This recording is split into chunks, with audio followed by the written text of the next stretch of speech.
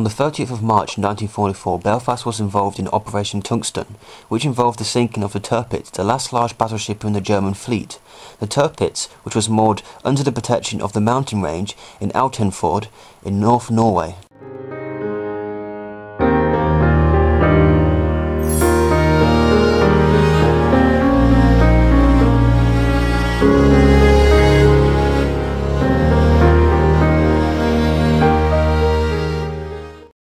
HMS Belfast sailed with the attack force from Scapa Flow, which included aircraft carriers. On the 3rd of April, the Tirpitz was hit by 15 bombs from the attack force, but they failed to sink it. Eventually, the ship was sunk by RAF Bomber Squadron 617 in November of the same year.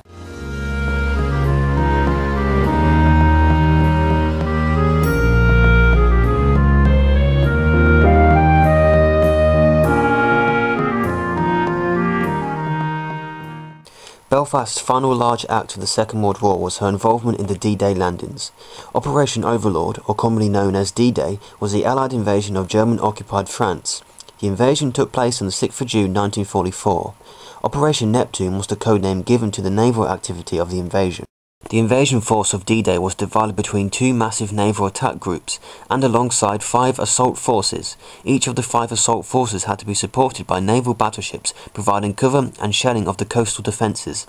HMS Belfast was the flagship of Bombardment Force E and part of the Eastern Task Group.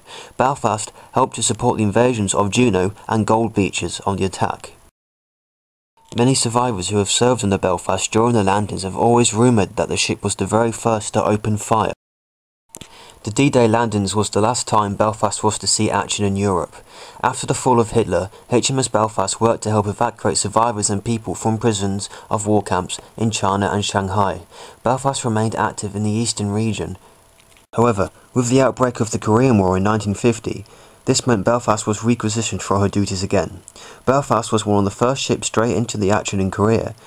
She spent the majority of the war patrolling the Korean waters and shelling coastal or military targets when necessary.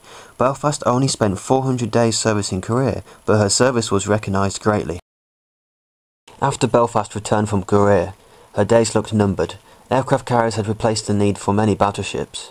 However, Belfast underwent a refit in 1956 in keeping with the nuclear age, and in 1959 she set sail again. Belfast spent many of her last days touring the world in a peaceful manner, reflecting on the adventures she had once been on.